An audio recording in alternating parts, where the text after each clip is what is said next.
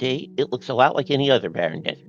Red and white rocks, sparse and scrubby vegetation, and an endless blue sky.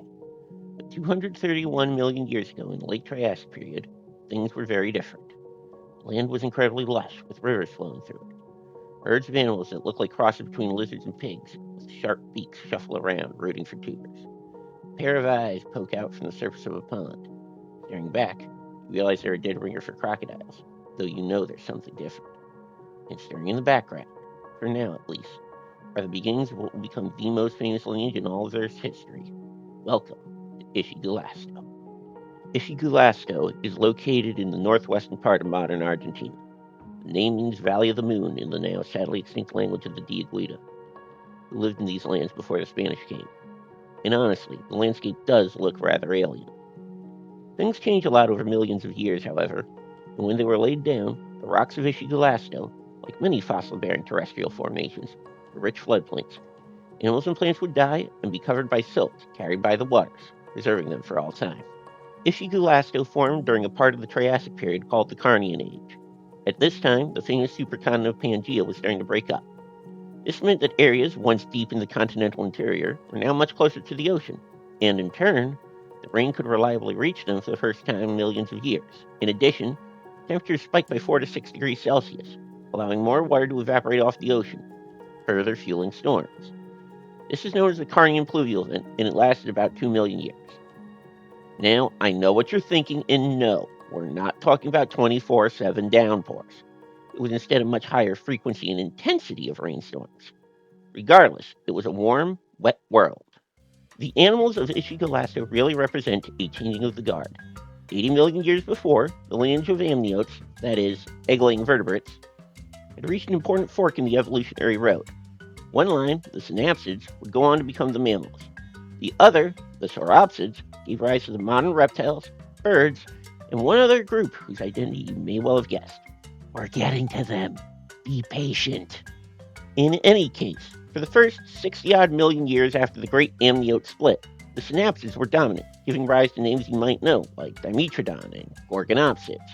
However, when the end Permian extinction happened and wiped out 70% of all species, the evolutionary deck was reshuffled, and the sauropsids had their opportunity to move into the now vacant large animal niches.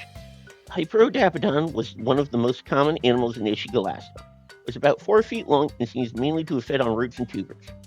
It was a member of a group of sauropsids called the Rhynchosaurs, who dominated this niche at this particular time with their sharp beaks. The local apex predator was Saurosuchus, a 20-foot killer that looked like a land-based crocodile. Instead, it falls into a different branch of the group of Loricata. There's still some discussion about the cladistic details. Brain casts show that it would have relied primarily on smell to track its prey down before a final short rush to deliver a killing bite. The water wasn't safe either. The shorelines were the domain of Pelorocephalus, 8 feet of amphibian predator reminiscent of a supersized salamander. It would have lurked at the water's edge, only its eyes above the surface. When an unlucky animal stopped for a drink in the wrong spot, Pelorocephalus would explode out of the water, grabbing it with its conical teeth and dragging the victim to a watery end. But what Ischigualasto is really famous for is dinosaurs. Take Eoraptor, for instance. At only a meter long and all of 12 pounds, it doesn't exactly seem like a harbinger of things to come. But this is where it all starts. The very first known dinosaur. T-Rex, Triceratops, Diplodocus, and all the rest had their genesis right here. Talk about mighty oaks sprouting from tiny seeds. Yet you don't even have to leave Ischigualasto to see where things are trending. Found in the formation's later rocks is Herrerasaurus. Even though the two are separated by only a few 100,000 years at most, a blink in geologic time, it makes Eoraptor look like yesterday's news. At 17 feet long and over 600 pounds, it was the first dinosaur to really achieve noticeable size. An animal that could make even Saurosuchus think twice before challenging it over a carcass. If anything, Herrerasaurus was an announcement. The dinosaurs were not yet dominant, but they would certainly be a group worth watching down the road. And I think that's all for this video. Don't forget to like and subscribe. I've got some subscriber milestone rewards I'm planning.